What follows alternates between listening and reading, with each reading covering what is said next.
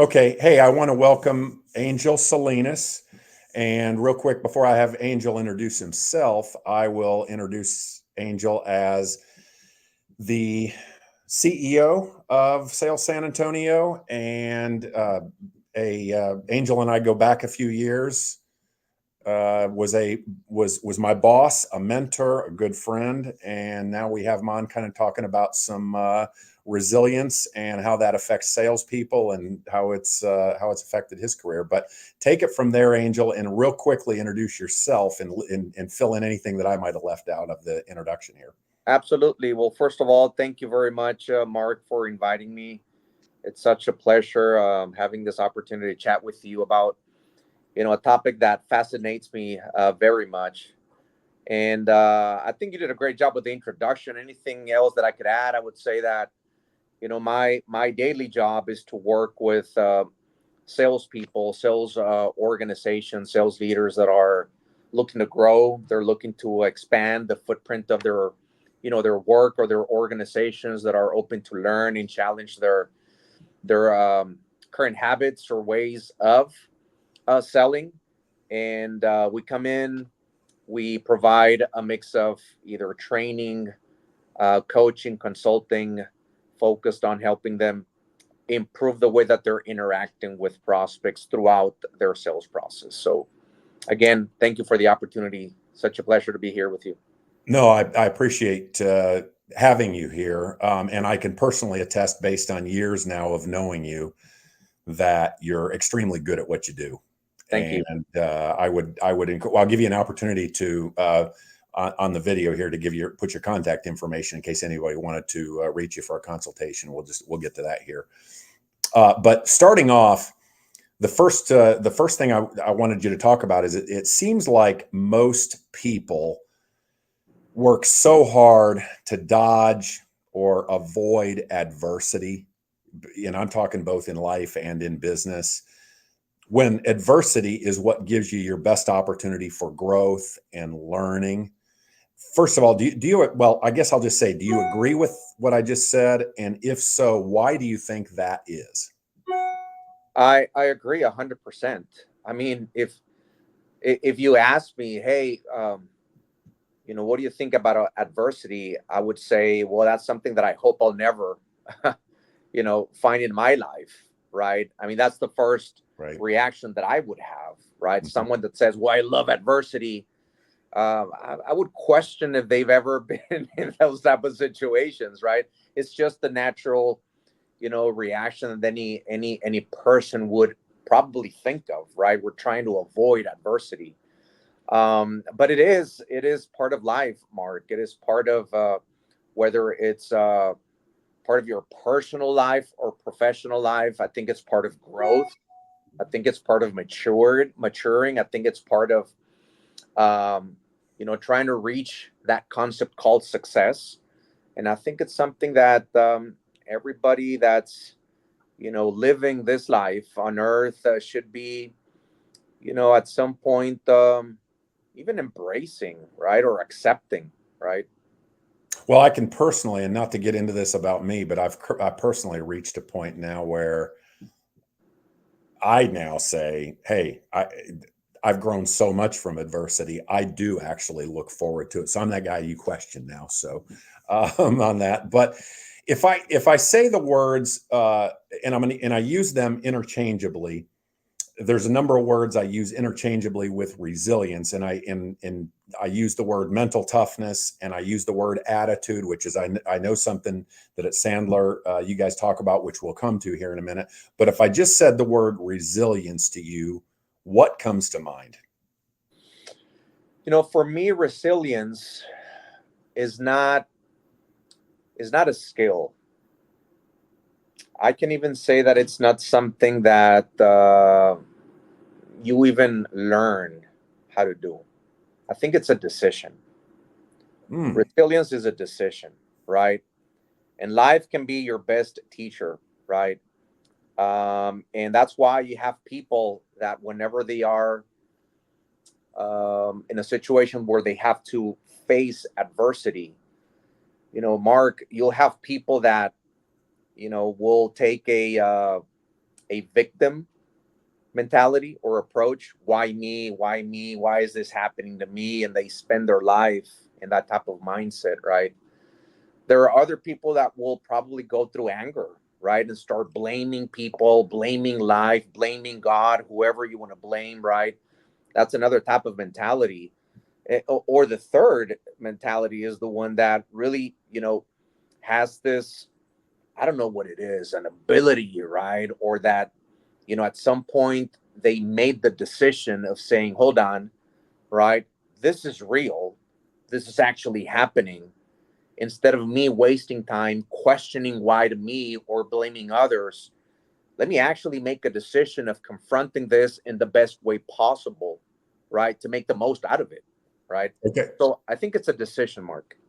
So talk about that just a little further, because if resilience is not a skill, which when I think of skills, I think of something that can be developed almost out of thin air. But if it's not a skill but a decision, how would someone go about building a resilience muscle where they didn't really have one before? I've done this is again something that fascinates me, and because this is something that we deal with almost on a daily basis on our coaching sessions that we have with sales producers that are trying to sell more, or things like, how do I have a better quarter, or how do I shake off a horrible quarter and just keep going, how to find motivation in what they do. I've learned that there's 5 ways you can develop resiliency, or being more resilient. Let me walk you through those 5 really quick, and and Sure. and this is how I'm gonna show you why I believe it's a decision, right, and not a skill. Okay. I mean, first thing, how do you develop resiliency? Take care of yourself, right? That's a decision. Everybody knows that you got to eat your veggies every day, right? Right. But you decide not to. Everybody knows that you got to do at least 30 minutes of some sort of a physical activity, right? But you Hmm. decide not to do it, right? Second way to develop this is embracing challenge. Again, I mean, that's a decision. I think every day is a challenge. It offers you a challenge, and there's people who embrace it and others who just try to avoid it, right? And Yeah. again, either become a victim or start blaming people. The You're third talking about is, you're talking to the younger version of me here when you talk about that victim and blaming others and that type yeah, of thing. Oh, for sure. So I get it. focus on improvement, Yeah. right? Focusing on improvement, which means, I mean, when you fall, right? Are you falling backwards or are you falling forward, right? Um, when you fail, what does that really mean, right? In sales, when you get a no, are you taking that as a rejection, or you have a positive outlook about what that means? So that takes me to the fourth one, which is developing a growth mindset. Are you an avid learner? I mean, are you really hungry, you know, to keep learning and keep improving, and and even accepting that you don't have all the answers, right? And maybe this adversity or these challenges that, again, the natural instinct is to avoid them and hopefully not come across them. But if you do you embrace them? Do you accept the challenge? And then finally, building a supportive network, Mark. You're the average of the 5 or the 6 people that you hang around with or you spend most of your time with, right? So if you go back and you analyze those 5 things: taking care of yourself, embracing challenges, focusing on improvement, developing a growth mindset, and building a supportive network, those are decisions that you make at some point, Right. right? I love it. Well, I know you well enough and have known you long enough to know that resilience has played a hell of a role, big role in your not just your professional life, but also your personal life as well. So, what talk about what role resilience has played in your career and in your life as both a salesperson and a sales trainer. Sure. Well, as a salesperson, one of the things that I love about what I do every day is that, you know, I can't be a fraud. What does that mean? I cannot sit in front of someone and teach them something that I'm not doing. Mhm. Right. This is what I love in my profession. That every single thing that I have an opportunity to teach and share are things that I have to be doing in my daily life. Mhm. Right.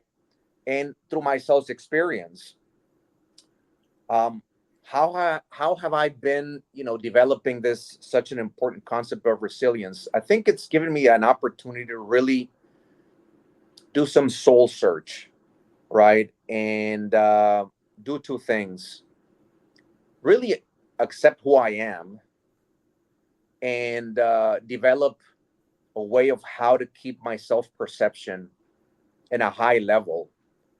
Because if I don't become my best friend, then how am I going to project, right, this either the positive attitude or all of these things that we just talked about when I'm in front of a customer or in front of a prospect, right?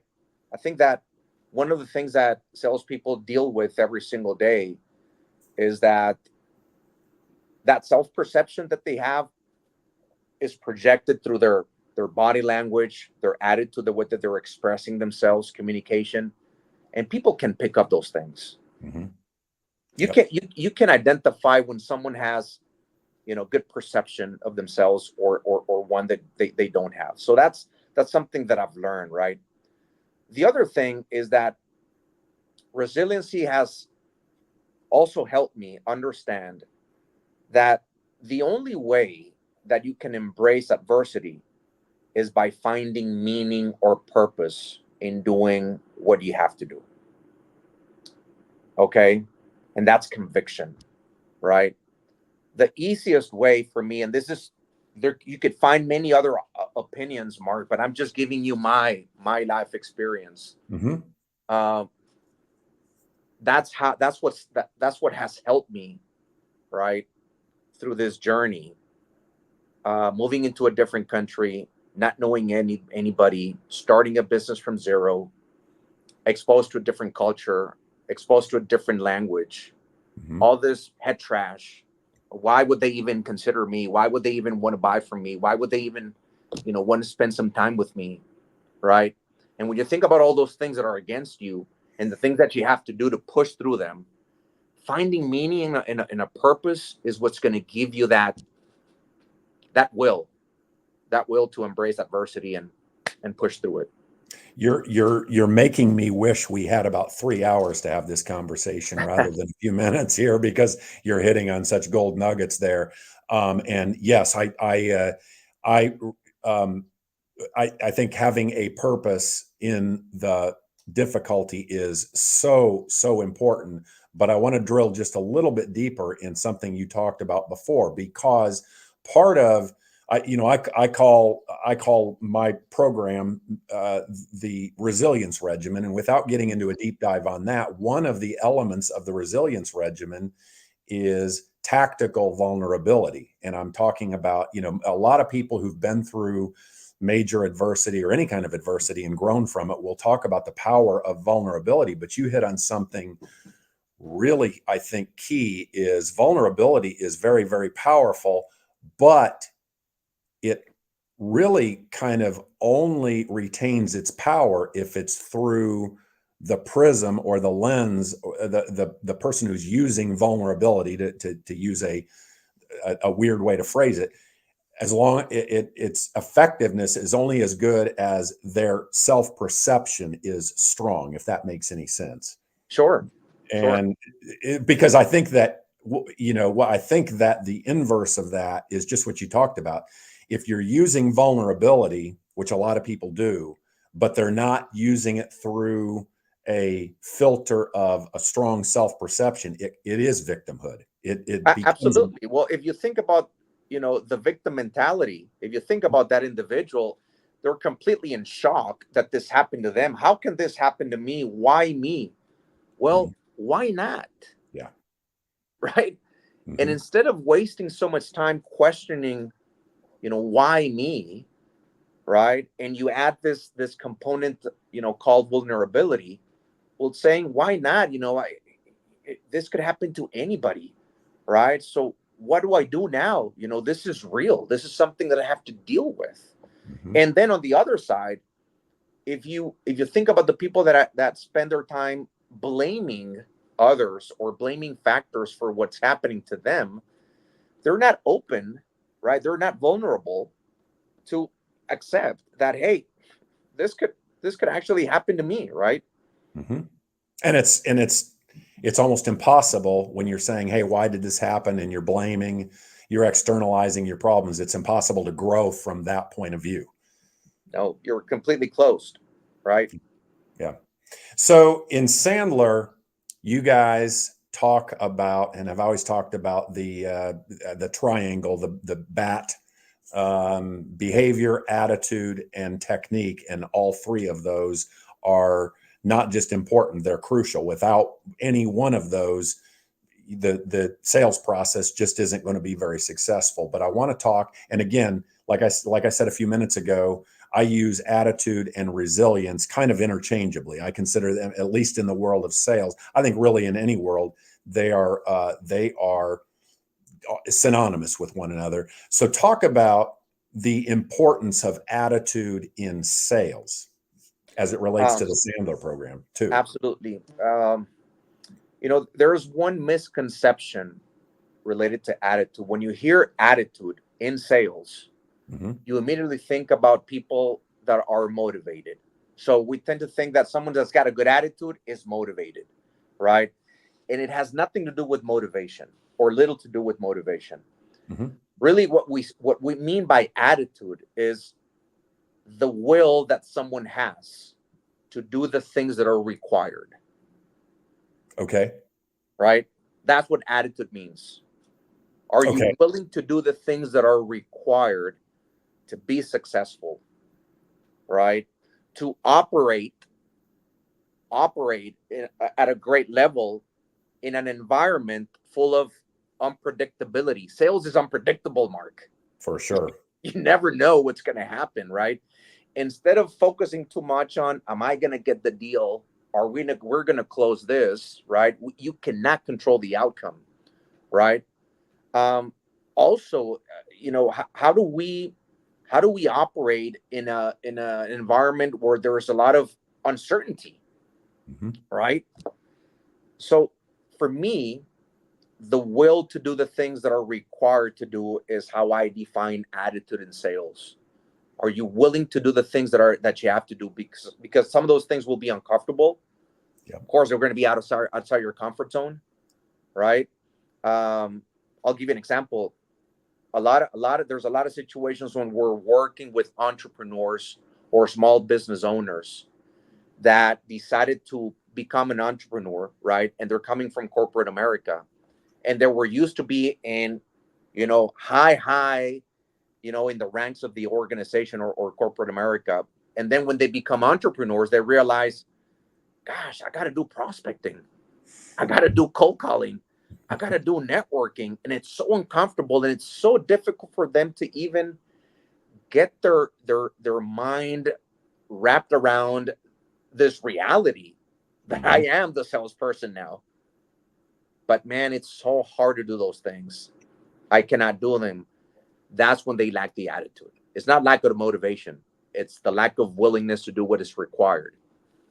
Well, getting out of your comfort zone. Yeah, that's such an interesting example you use there, because there's been so many times where I've either worked for somebody or known some, or in the time when I worked with you, I worked for you, I trained folks who, yes, they were on the side where their call was the most important. Any outbound call they made was the most important call usually that the recipient was getting that day. Then when they go into the world of selling or entrepreneurship, they're another salesperson. Their call is never welcome, and that's a hard thing Absolutely. on your psyche, and it does play on your attitude and resilience. And so we kind of touched on this a little bit, but talk about what challenges a lack of resilience or a poor attitude or a poor mindset.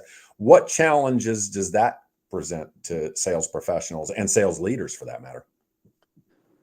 You know, a lot of different challenges, right? I mean, we can go and talk about unfulfilled goals, or you're not reaching your quota, you're not achieving the company goals. I mean, there's a lot of things that of course are being impacted by this.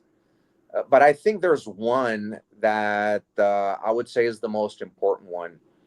Is at the end of the day, Mark, when you look back and you realize the decisions that you made about not embracing change, not embracing adversity, staying in your comfort zone, right?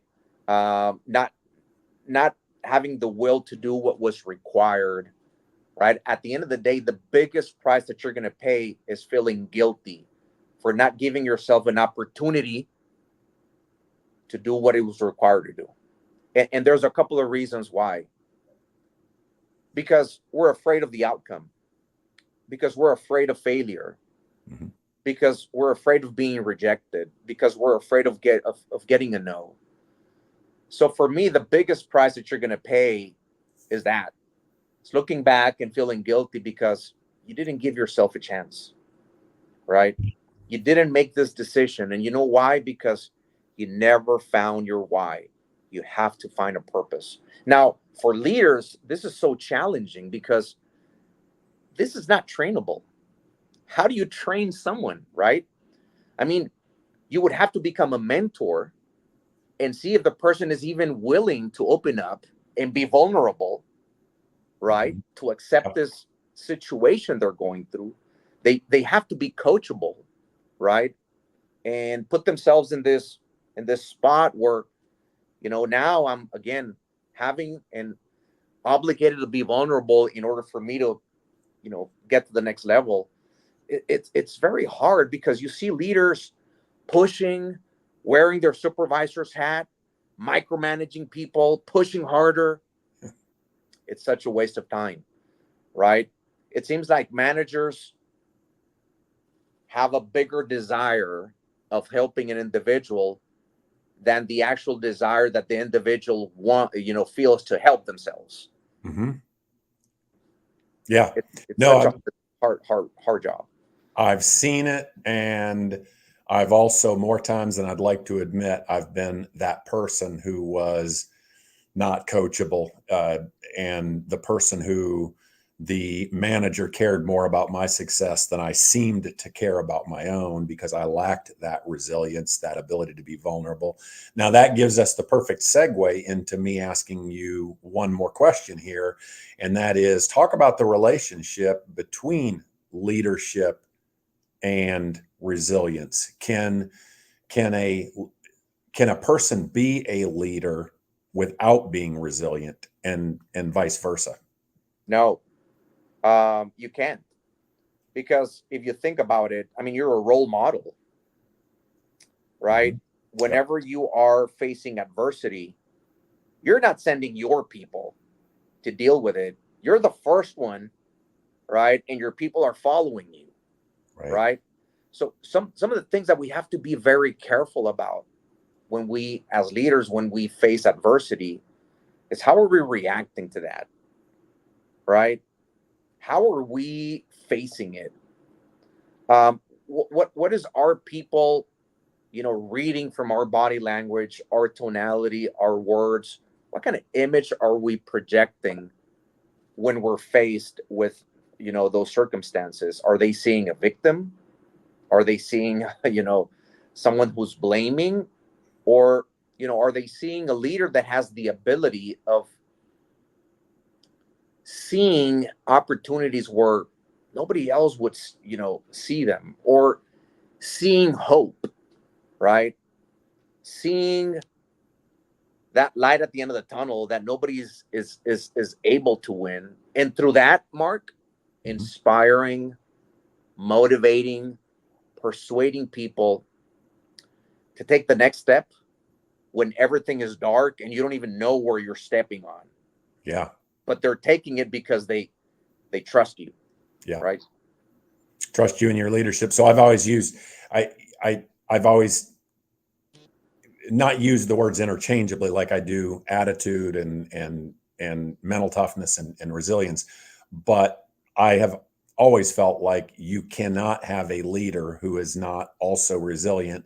And I think the same thing is confidence and leadership. They are joined at the hip. They may not be the exact same thing, but they're joined at the hip. I don't know if you have any thoughts on that, because confidence is such a huge part of sales and sales leadership. I mean, it's a huge part of anything you want to accomplish in life. Absolutely, it's got to be part of the formula, right? I mean, if how do we define confidence, right?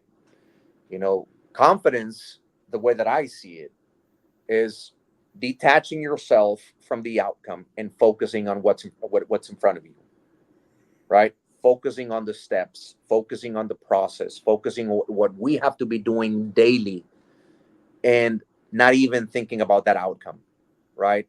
We're taking it one step at a time, one day at a time.